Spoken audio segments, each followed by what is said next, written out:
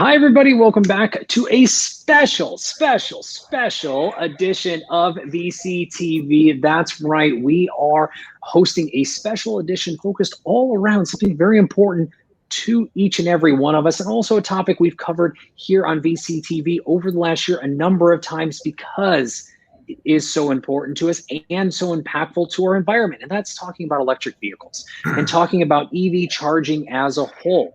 And we've brought some of the best and the brightest from around the world, some of which you've seen here on VCTV, others that are new, to share with us what's all happening in this industry. Why are electric vehicles now? Why is this such an industry that we need to be paying attention to, both as consumers, as entrepreneurs, and as investors? Well, I've got three outstanding co-hosts and experts to share that with us today. A big thank you to LATOKEN team and to Maria and Hasmic for making today's episode possible. Make sure to check us out on latoken.com to hear from today's speakers and all speakers of the VCTV family. With that, I am your host, Kyle Ellicott. Let's go ahead and introduce today's guests, and then we'll get started in today's special edition. Tolga, welcome back to the show. I'm going to kick it off with you. You're a familiar face to our audience, but those who may not know you, a little intro and a little background, please. Thank you, Kyle, and thank you for this special episode too. I think this is really important and valuable for everybody. Right now I am the VP of Loop EV Charging Network. We are the one of the fastest growing charging networks in North America. And I've been with the company in the past year. And before that, I was the CEO of an investment company called New Wave Holdings, a public investment company based in Toronto, Canada. I worked on a variety of startups in the past 8-9 years. I had my own company, which got acquired by New Wave Holdings. I helped a lot of startups to grow from pretty much conception stage to going public to Series A. So I have great experience with startups. I have also great experience working with big corporations as well. I worked at Electronic Arts, Spin Master in the past. So pretty much right now I am, as you also know, I'm an investor of New Wave Holdings and multiple other companies. But right now my full focus is on EV charging, electric vehicles, as it is a massively growing industry. And right now I am with my colleagues, Zack and Frank. So I'm looking forward to this episode. Awesome. Wonderful. Thank you, Tolga. Zack, again, you're also a familiar face, been here on VCTV a few times, but for those who may not know you, just a quick introduction and background on you.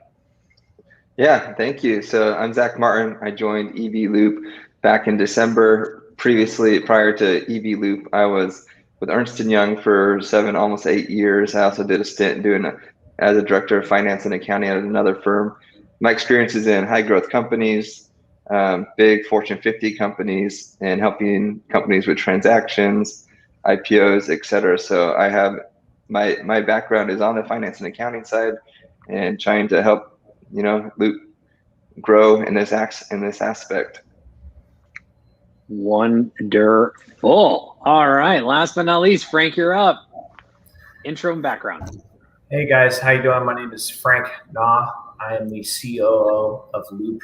My business partner Dustin and I started Loop almost 3 years ago. Kind of came up with a concept from our experience as energy contractors. Commercial contractors here in Southern California. So our first company that we started about almost 11 years ago now is New Age Energy Solutions, a contracting company that focused on large commercial property energy efficiency. So a holistic approach to building efficiency where we looked at low-hanging fruit from lighting, water efficiency, all the way up to building controls, energy storage, solar, and other energy efficiency related devices. Worked with everything from private companies, small multifamily residential, to large multinational organizations, as well as municipality and federal government type of buildings.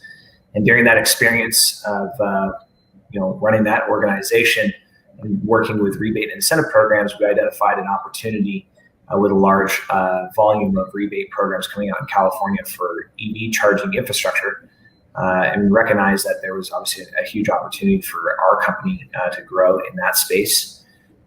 And during that process of trying to find the right solution for our customer base, and obviously to really grow out that division, we realized that there really wasn't an appropriate product on the market from a pricing standpoint, and also from an accessibility standpoint for contractors to leverage into their network and into their customer base.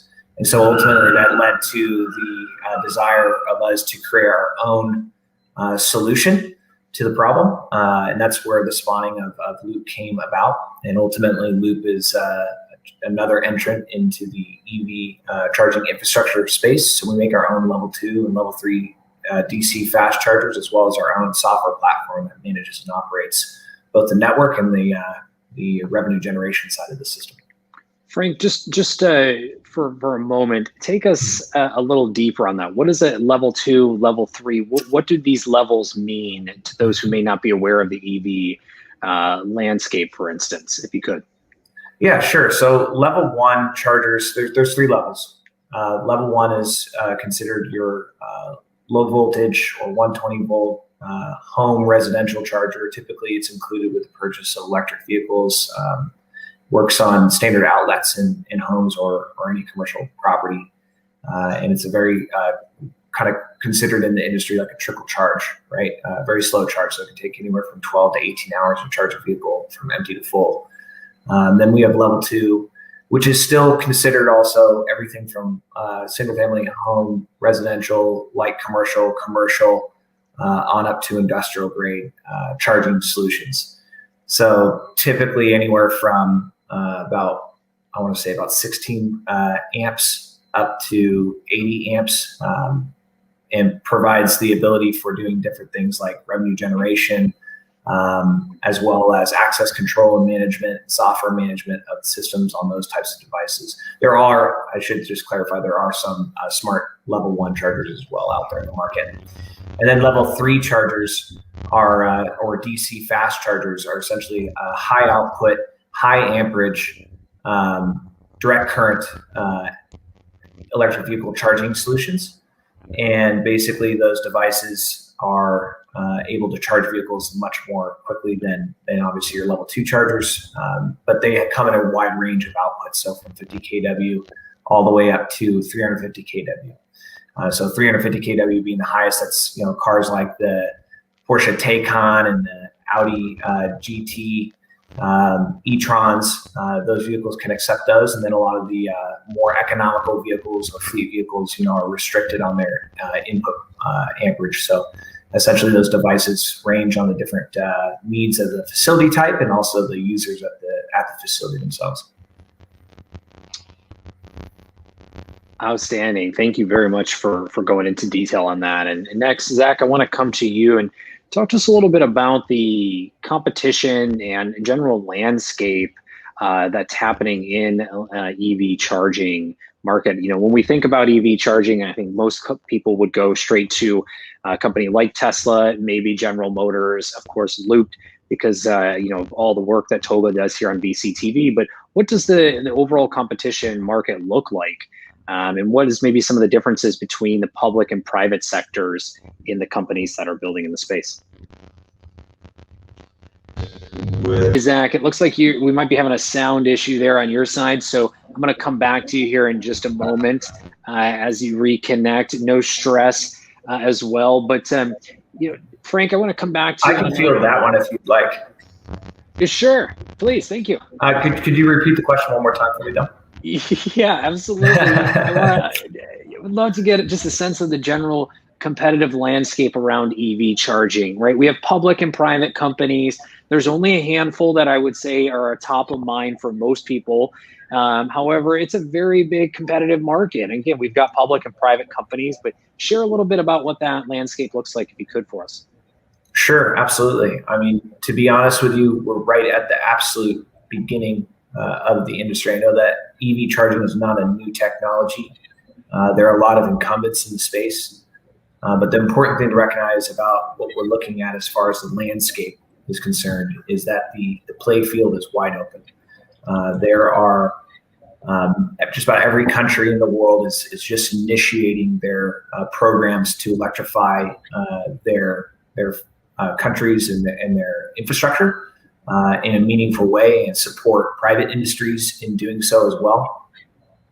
So, I think there's I don't have it sitting right in front of me, but there's a figure, something like 300 million EV charging stations required in order for us to appropriately electrify the majority of the world for electric vehicles to actually function in the way that your typical combustion engine vehicles operate. That being said, within the space right now of public and private entities, there are, like you said, there are a couple of incumbent names that everybody recognizes, that when you know about electric vehicle charging and you think about what companies are there in that space, that definitely come to mind first. And that's companies like ChargePoint and SEMA Connect and Blink, and over in Europe you're thinking of companies like ABB as well. Obviously EVgo, and then there's software only organizations as well. So there's a bit of a fracture in the industry as well. There's companies that only offer hardware solutions. There's companies that offer software only solutions, and there's obviously full turnkey solution providers like ourselves or like Blink and ChargePoint that kind of offer the whole meal deal, if you will. And then within that, obviously the competition right now is really obviously getting a large network out there, but it's also trying to find an efficient and economical way of bringing to market the hardware solution so that it can be more readily available to all different facility types. More importantly, the facility types that where people are going to be spending most of their time, where charging makes the most sense. So there's the landscape, like I said, it's very much in its infancy right now. I know that, like I said, there's some incumbents and big names. We've seen some public offerings from some of these organizations like ChargePoint and Blink come out, and they're valued at enormous numbers. But ultimately, we're just touching the tip of the iceberg here. I love it, Zach. Thank you, Frank. Zach, anything to add on to that further? Can we answer the question private? Zach, it looks like we're still having an audio issue on your side, so we'll come back to you here in just a few minutes. Don't unmute, because you're having an audio issue. Yep. So we'll come back to you here in a minute. But Frank, I apologize. I want to come back for a second follow-up question there. We talk about this landscape of the companies, as you just mentioned, those in the competitive market.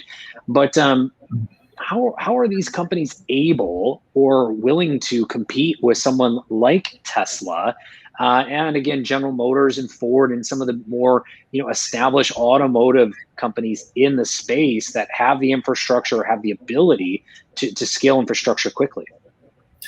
Well, actually, I think it's more about partnering with those organizations, because ultimately the car manufacturers are dumping the majority of their funding into the vehicles themselves.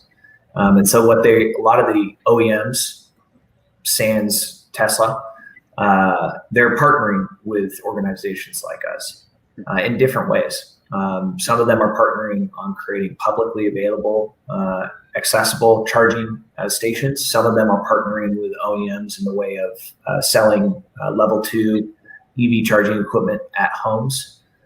Some of them are just participating in a way where they want to load the software systems from some of the solution providers into the car infotainment system, so that way it makes it easier for those new purchasers of vehicles to quickly and easily find and access EV charging networks. And like I said, because it's kind of fractured right now, there's no interoperability between the networks, or easy interoperability, right? There's roaming, but roaming, just like with cell phones, has an extra expense to it. Basically, everybody is operating in their own little software clusters of EV charging networks.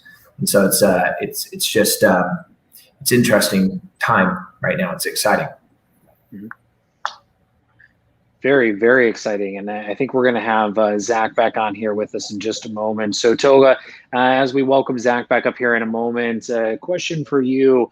Looking at the industry as a whole of EV charging, how are things growing? I mean, are we expanding? Are we contracting?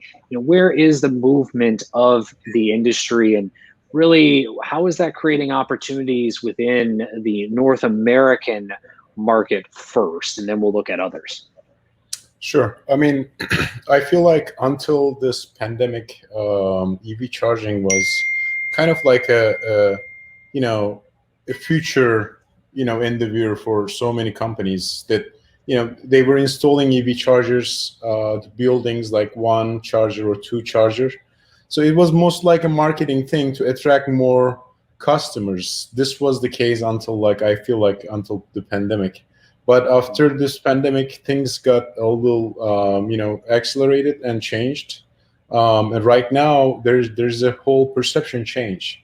There's a big electrification movement in terms of all car manufacturers are putting so much weight on manufacturing electric vehicles. And Tesla's valuation is obviously topping the charts. The incredible valuation is just showing us that electrification is the future.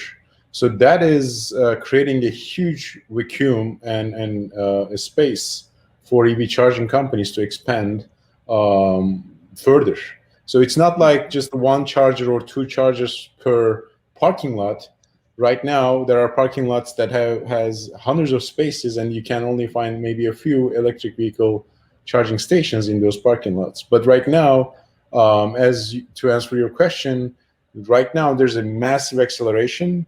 So we are going to see not only a few chargers in parking lots, we're going to be seeing hundreds of chargers, or at least dozens of chargers on parking lots. So in terms of how things are growing, it definitely picked up after the pandemic, as all automotive manufacturers are right now really focusing on electric vehicle, industry, and investing into the battery technologies and electric vehicle technologies.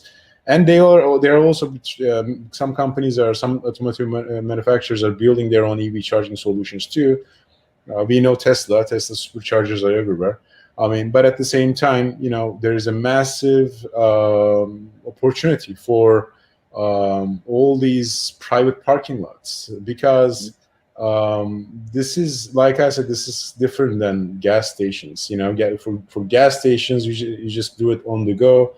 But with EV charging, basically, these chargers can be installed in everywhere, in many locations. So you can basically charge your car at your home, in your office, on the go, on a freeway, on a parking lot, in a restaurant. There's so many ways that companies right now they can use EV chargers, not only to offer some kind of solution, but also to generate revenue too. Because as they install our chargers, they start making revenue right away, because a certain fee belongs to the owner of the chargers, the site operators, the restaurant, the parking lot, the office building, whatever it is. So there's a huge opportunity, and I actually mentioned this to you in one of the previous episodes too. This is like the democratization of the energy industry, in a sense that back in the day, I mean, not back in the day, even right now, the gas stations right now, when you are pumping gasoline in your car, you pay, and Exxon or Shell or BP, they make money. That's how it works. But right now, things are changing with EV charging. We are also empowering business owners, office buildings, residential buildings, to create a new revenue stream. So this is a huge new growth opportunity, and I feel like this is gonna just continuously and exponentially grow in the North American market, and in the global arena too. I think we are going to see a bunch of American companies, including Loop, growing their presences in the global landscape as well. Excited, and can't wait to watch this happen, and just continue to see how this flourishes beyond North America as well, and looking at other markets. But thank you very much, Tolga. Zach, do we have you back with us? I hope so. Can you hear me? Yes, loud and There we clear. go. He's crystal No clear. more robot. Yeah. I kind of like the robot. Look, I got to say, it was great. I mean, we're talking about electric vehicles here. It sounded like you were almost in the grid, if you were, and just transmitting the electricity between vehicle and charging stations. So we got a taste of what that voice might sound like. But now that you're back, another question for you. What has been the overall response, Zach, from investors and capital markets, both private and public, for electric vehicles and the charging industry as a whole?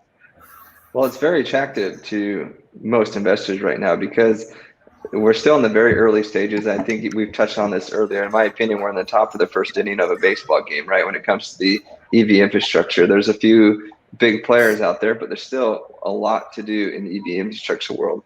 So investors, private and public, are very interested in this field. Plus, you have government agencies, city and state, local, federal governments allocating funds to incentivize building owners and individuals to put chargers in at their homes, their offices, on the go, et cetera. So there's a lot of money being earmarked towards the EV infrastructure world, and that's guaranteed money. So investors know that what they're putting their money into has growth, a big growth factor to it. The other thing is there's a lot of tax incentives that helps it. So, and plus with the government saying they're going to spend trillions of dollars in the EV infrastructure world. So it is set in stone right now that the EV infrastructure world is going to grow. So now it's based upon EV companies like ourselves, or the EVSC companies like ourselves, to have a good story, have a good product. How do we differentiate ourselves from other competitors? And that's what investors like. Everybody's slightly different. Some are similar, but the competitive advantage that you bring to the table definitely help investors get excited. And it's a very exciting market because there's a lot of money flowing to it. There's a lot that has to be done, and we love where we're at in our stage right now. But does that answer your question?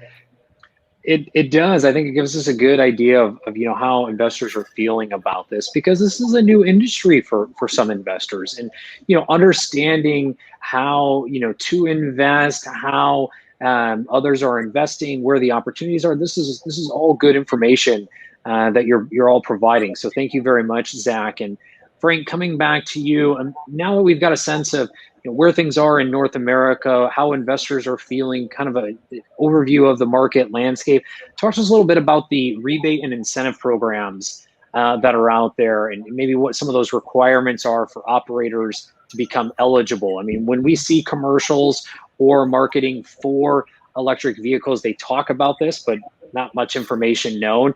As Tolga mentioned, there's an opportunity for individuals and also commercial to run these new age parking lots with EV charging. But again, what's the incentive? Where's the business model? If you could, explaining a little bit of that to us for those that are listening. Yeah. How much time do we got? Just kidding. So what kind of rebates and incentive programs? I mean, there's obviously what we have municipality level incentive and rebate programs. So right at the city level, along with also ordinances that are paired with that, that are setting the requirements on top of the state mandated electrical code requirements. So they kind of, everything's working, or they're trying to get everything to kind of work together to help not only incentivize, but also require the adoption of EV infrastructure, and not just, okay, I'm just going to put one in and that's all I need to do. They're requiring certain percentages of the parking spaces at sites to be done. But obviously, if they're going to require that, they're offsetting that with some money that's coming from state. That's also coming from the utilities. So obviously, when we all pay our utility bills, we're paying our service fees, and those service fees end up actually creating a lot of the pool of funding that gets utilized for these rebate programs. So, obviously there are certain leaders statewide, or as from a state standpoint, that, really are very progressive about these incentive programs. Obviously, California is one of those states where we have multitude of different programs. As I discussed, we got a bunch of, city-based programs where they're incentivizing hardware and infrastructure costs, so labor and material costs as well. Utility programs that do the same. State-funded programs that are doing the same. New York is very similar in both the design and the operation of those rebate programs.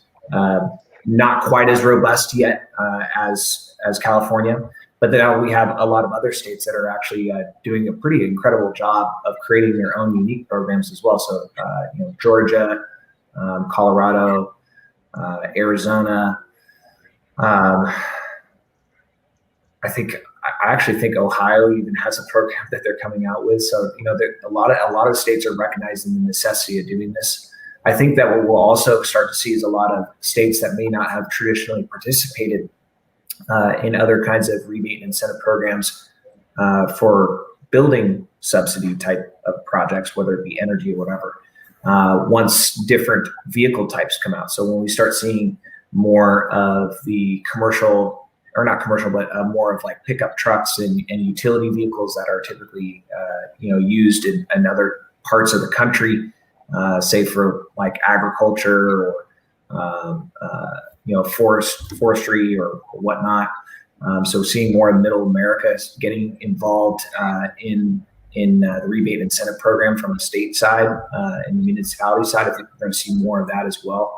But yeah, there's a lot of different programs that are available right now that we're all taking advantage of. And one of the things that I think, just jumping also partially back to, how different companies can compete with Tesla and the EV, and also, what does competition look like? It really comes down to the organization's ability to fully understand how to navigate all these different incentive programs, because every single state is completely different. Every utility program, every single program for that matter, is managed and operated differently. They don't use the same agreements. They don't use the same terms and conditions. They don't use the same processes. They don't even pay out the same way a lot of times. And obviously the differences in the values associated to those different programs. So getting your head wrapped around all that is a lot of work. But ultimately, once a company starts to get a good process in place internally in understanding, getting their fingers into and getting information about these different programs, that's where companies start to really gain some significant competitive advantage, because ultimately, if I'm able to offset 10-15% of my infrastructure costs as a property owner, whether I'm a public entity or a private entity with these funds, that makes a big decision, or makes it a lot easier to make a big decision on investing in this type of solution. But a lot of these programs now are offsetting anywhere from 50, 75, and in some cases even 100% of the entire project costs. In addition to that, when you're taking the rebate funds and you're going in and taking advantage of things like the tax credits, those tax credits are based on what the project's original value is, not post-rebate value. So now where you have these projects that are being covered almost entirely or entirely by the rebate incentive programs in different states, the companies are then also essentially getting almost paid, if you will, through the tax incentives to invest in infrastructure. So it's almost a profit forward investment for installing infrastructure through these different programs. It's just really hard to navigate. Very, very hard to navigate. It's very as fractured as I've mentioned that the EV infrastructure industry is right now. The rebate programs are on a whole nother planet of fractured.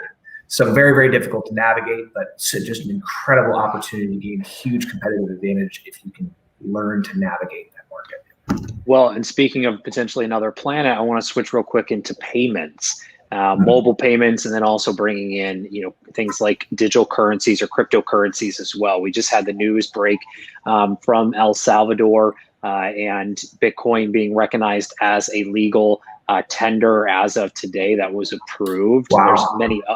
There's many other countries in Latin America and South America that are being teased out that may follow suit. But without speculation on those, we'll just focus on just the general opportunity. We're seeing digital currencies enter the market in a greater fashion.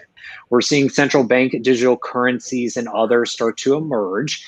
And with this being said, there's a huge opportunity for carbon credits. We've had Matthew Lemaire from the Fifth Era, talking about his program that he's done around digital currencies and carbon credits. Many others are doing the same. Tolga, a question for you. How do payment systems work for EV charging systems? But more importantly, are crypto payments something in the near future that we may see around EV, whether that's to and or in return for the electricity that is provided? This is a very, very interesting subject because it has so much future. I can't even see where it can potentially go.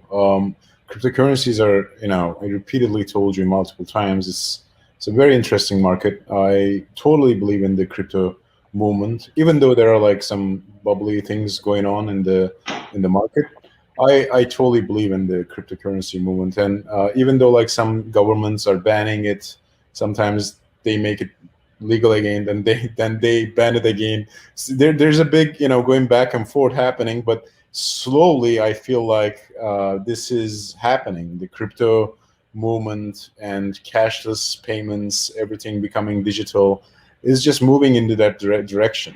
As you also know, as we abandon the fiat currency, the cash paper money, things are going to get digitalized, and our digital wallets are going to be, the main point of, transactions for everything that we do in life, from grocery shopping to, buying a Tesla online.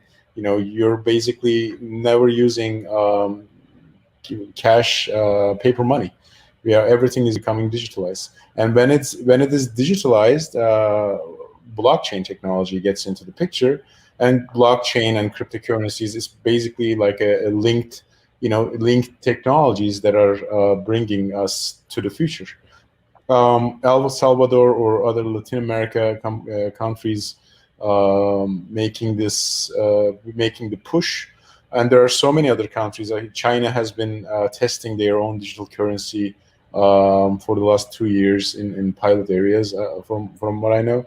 And in many European countries too, some, I think Estonia or something, not 100% sure, but they are completely switched to digital currency already.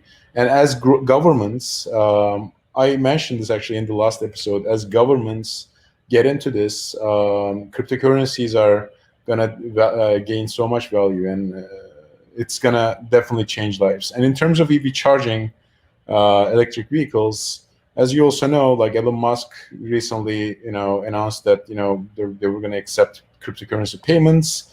They were thinking about getting Bitcoin on board, and now they're, I think, working on Dogecoin. All companies, there's so many companies that are working on integrating cryptocurrencies. Not only is because it's lucrative, it's cool, but also this is the future. People really believe in this movement.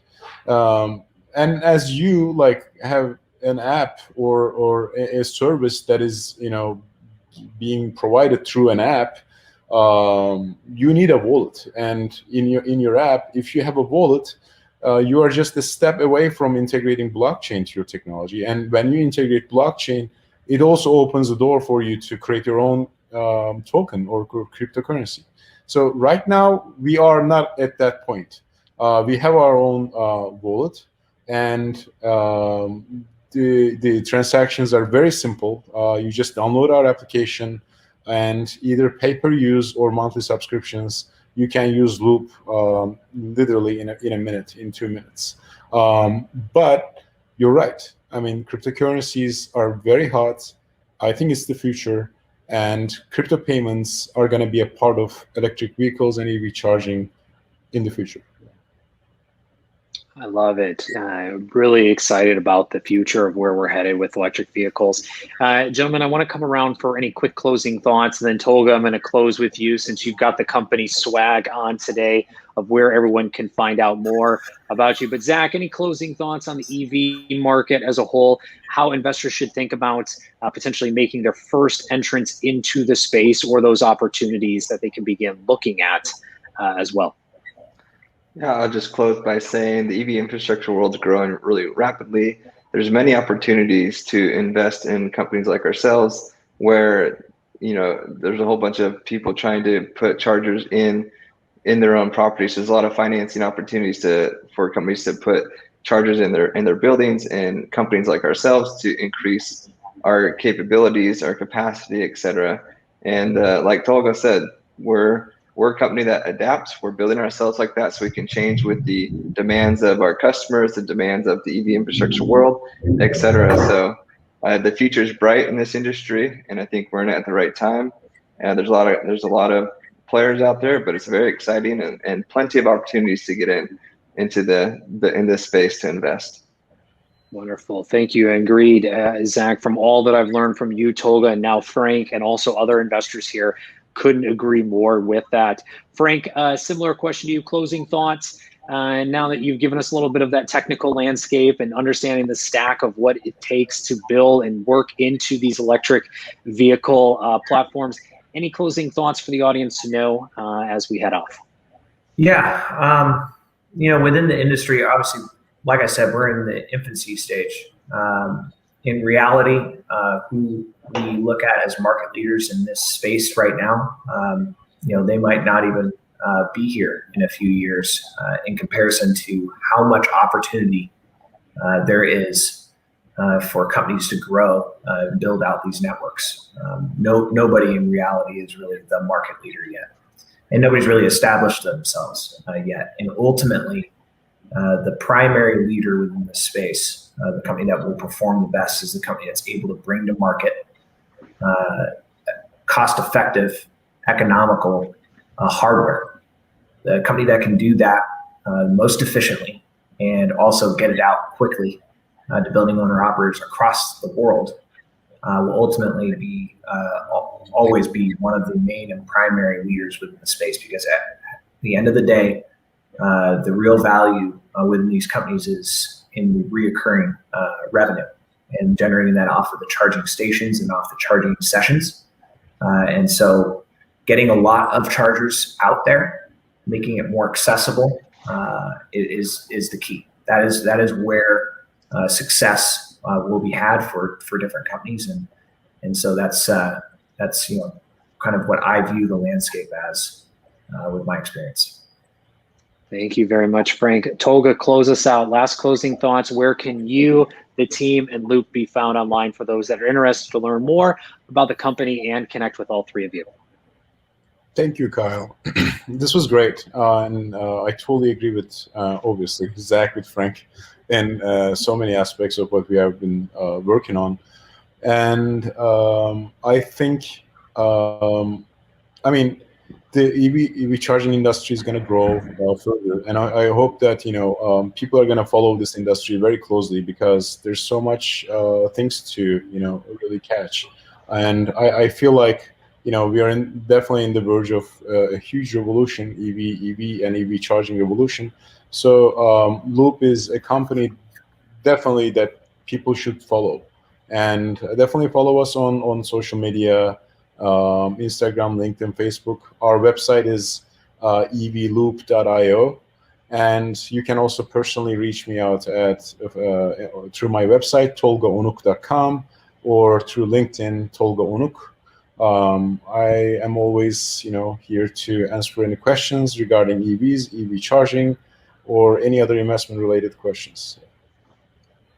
Wonderful. Tolga, Frank, Zack, thank you all very much for the time today and sharing your thoughts and insights on the emerging and greatly expanding EV industry and market overall. We're super excited and looking forward to how this is going to continue to grow over the next few years. To our audience, thank you so much for tuning in. If you like what you heard, make sure you click subscribe, like, share, and make sure that you listen further. Go back on today's episode. There's some great knowledge that the team provided. Also, make sure to reach out to Tolga, Zack, and Frank to continue conversations about Loop and the industry as a whole. I'm your host, Kyle Ellicott. Big thank you to the LATOKEN team and to Maria and Hasmik for making today's episode possible. With that, we're going to take a short break, and we'll be back here with more VCTV. Take care, everybody. Have a good day.